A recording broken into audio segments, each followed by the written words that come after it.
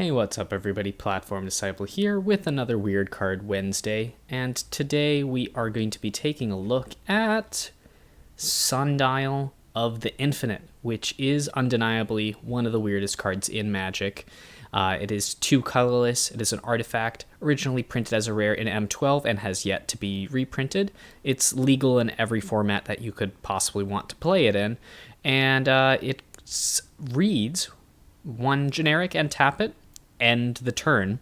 Activate this ability only during your turn, and it gives us a little bit of reminder text here, which is exile all spells and abilities on the stack, discard down to your maximum hand size, damage wears off, and this turn and until end of turn effects end.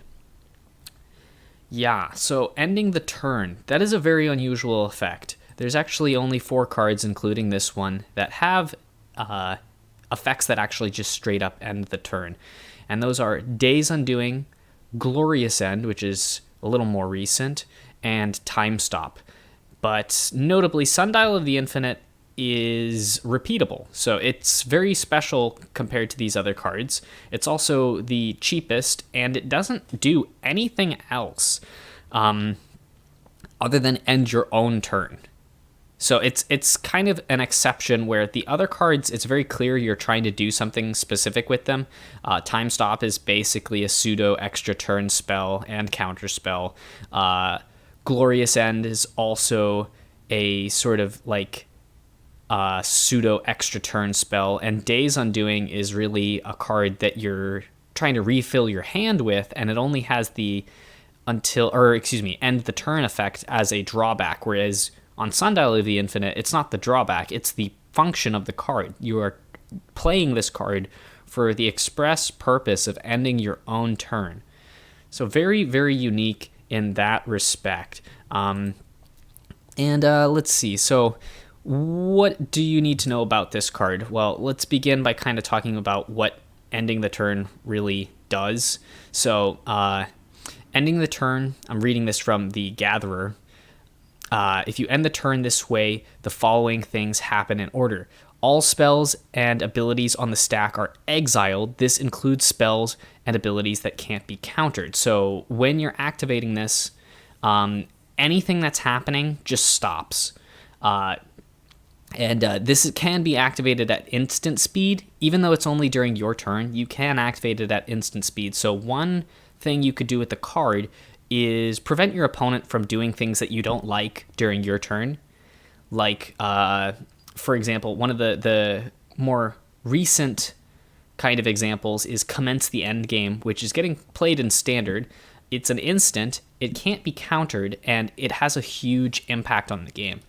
If you had a Sundial of the Infinite out, your opponent is going to have to think twice about casting it during your turn, because if they do, you have the option for 1 mana to counter that card. Even though the card reads it can't be countered, Sundial of the Infinite and other end turn effects don't actually counter. They just stop the cards. They just go away. The effects are exiled. So let's move on to the second the rest of the end turn effect. All attacking and blocking creatures are removed from combat. So if you do use this during combat, those creatures, the combat just ends.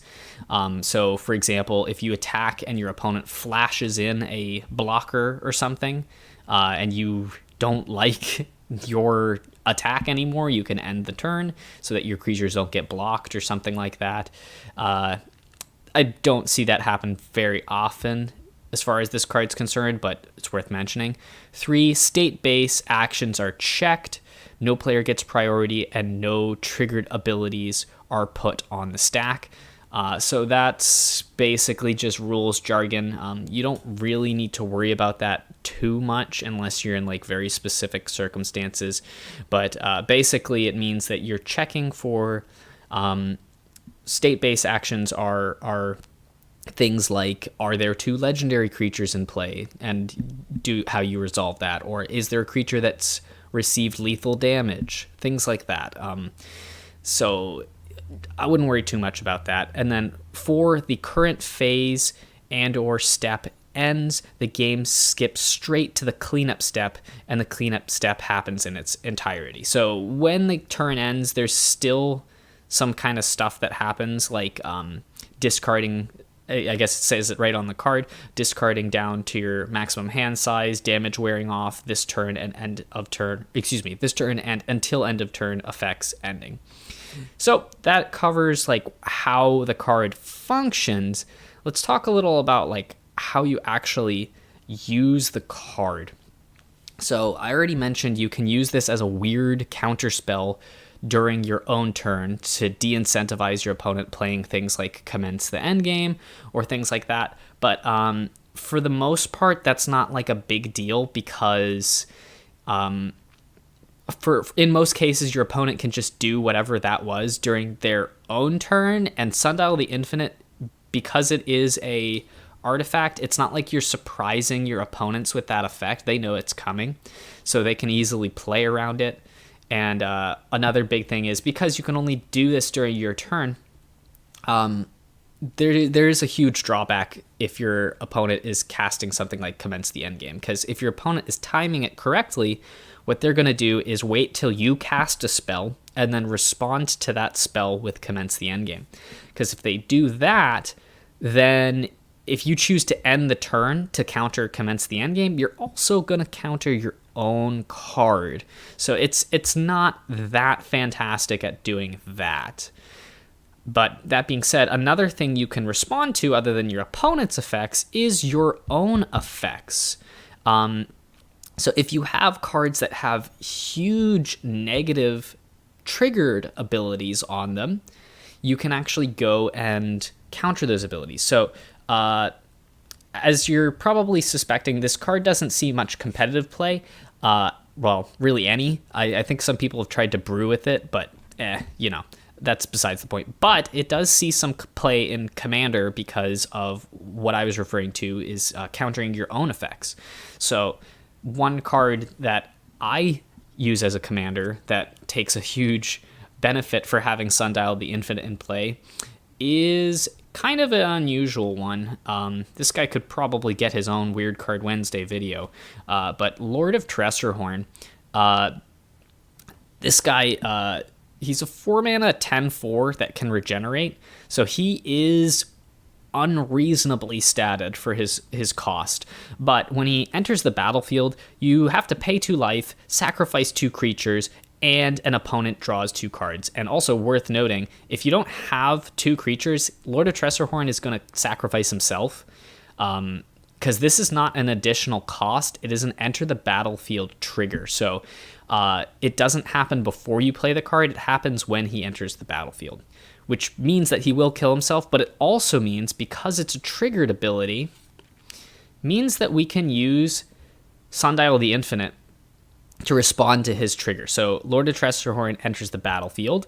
His really, really steep drawback triggered ability goes on the stack, and then we can end the turn. And when we do that, the triggered ability goes away, and we have Lord of Tressorhorn in play and have not paid that steep cost for it. So that's one way you can use the card. But in case anyone was wondering, Lord of Tressorhorn, even in the casual format of Commander, he's kind of janky. So it's hard to say that that's the best use of the card, but that's a way you can use the card, is you can counter your own effects. There's probably some, more reasonable examples. But anyways, moving on, another big part of ending the turn is that you can do some weird things with end of turn effects. So it mentions this turn and until end of turn effects end. But this does not include at the beginning of your next end step effects or at the beginning of the end step effects. So what I mean by this is, let's take a peek at another commander that makes huge use of the Sundial the Infinite card, is Felden of the Third Path. And actually quite a few others. Cedris, Inala, Rune, just a bunch of these cards have at the beginning of the end step or the next end step effects. when you activate Sundial of the Infinite, when one of those effects is on the stack, it counters that effect and it doesn't come back. Meaning you get to get around some of those drawbacks. So in the case of Feldon, the artifact you control, that the token that says sacrifice at the beginning of the next end step, if you wait until the end step and that trigger goes on the stack to sacrifice it, you can counter that trigger and then you get to keep the token forever. So this card can be used to manipulate those at the beginning of the next end step effects. But one thing you'll have to keep in mind is that it only works if you respond to that effect on the stack and counter it. Because let's say I use Feldon and get a token. If I use Sundial of the Infinite before my end step, before that ability is triggered on the stack, I won't sacrifice the token this turn, but the token is still going to be waiting for the next end step, meaning my opponent's end step.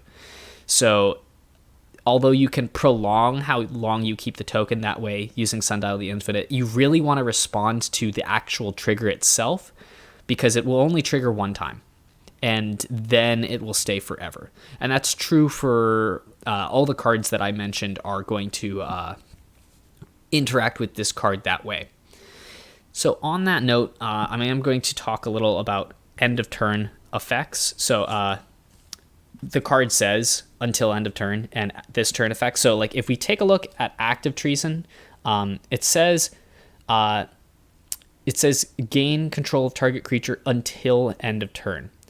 This is not a triggered ability, meaning it does not use the stack and can't be responded to by Sundial of the Infinite. So I can't use Sundial of the Infinite to keep the card that I gained control of. So that is really important.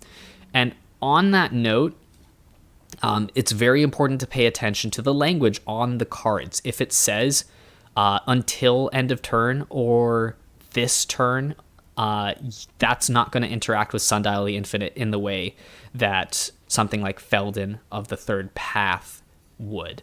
But that brings me into my next discussion here, is that some older cards, and they're not even that old, have very different language as how end of turn effects work. So you might notice that Hellspark Elemental says at end of turn, not until, and not at the beginning of the next end step. It says at end of turn, sacrifice Hellspark Elemental. So what does that mean? And then likewise, in its Unearth reminder text, it says remove it from the game at end of turn. This is really, really important to know, because it's something that you're going to have to check on a card-by-card basis, because the language is very vague. As a matter of fact, Hellspark Elemental, the reason I'm using this example is that the card has been reprinted with the updated language. I don't own that card, so I'm just going to put an image of it on the screen. And the new version says, at the beginning of the end step, sacrifice Hellspark Elemental. So that at the beginning of the end step, that can be responded to. Likewise, it says in the reminder text, it says exile it at the beginning of the next end step. So yeah. But those are different, even though they read the same on the card. This says remove it from the game at end of turn, and this says at end of turn. So you assume those behave the same way, but it's worth noting that the Unearth ability is a triggered ability that only triggers once, whereas the ability on the card triggers at the beginning of each end step. So anyways, I guess what I'm saying is that on some of the older cards, you might want to just double check. They are fairly consistent. Older cards will say until end of turn on them if that's the way it behaves. But for, at the beginning of the next end step sort of things, it's not as abundantly clear. So it's always good to kind of watch out for that, because the cards might not behave exactly how you're expecting them to. And yeah, that pretty much wraps up Sundial the Infinite. It's a super, super unusual card, and it's got some kind of weird applications. It's definitely a card you could watch out for in Commander, and is definitely a card that in certain Commander decks can be kind of taken advantage of. All right, so that covers it for the video. And of course, I have a card altar giveaway. I'm just grabbing that now. I decided to paint another Ice Age land because I thought the first one looked pretty cool, and this one turned out reasonably well as well. And it's a mountain. Not really much to say about it, but I will actually discuss one thing, which is that with, I think maybe just older cards in particular, but it's very, very hard to do color matching when you have like this monochrome, like dark light color. And I guess what I mean by that is that I kind of cheated. Some people who alter might consider this like, I don't know, I guess not kosher, but you'll notice that I've dragged some of the paint actually onto the actual art of the card to help blend, because as it turns out, I'm gonna try to zoom in really, really close in just a second here. Let's see how close we can actually get this thing. Oh, we're getting there. So you'll notice that the so hard to indicate, but the actual ink on the card is made up of lots of little circles. I'm sure you can probably tell at this how close it is. It's made up of lots of little circles. So when you have something that is mostly one color,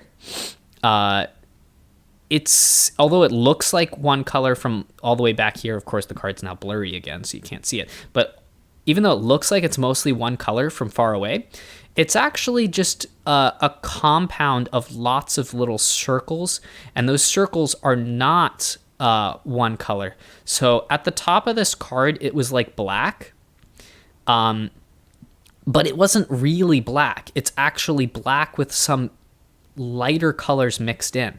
So you might think that it would be appropriate to paint kind of like a gray or some kind of faded black, but it looks abundantly, like it's abundantly clear that it's a different texture.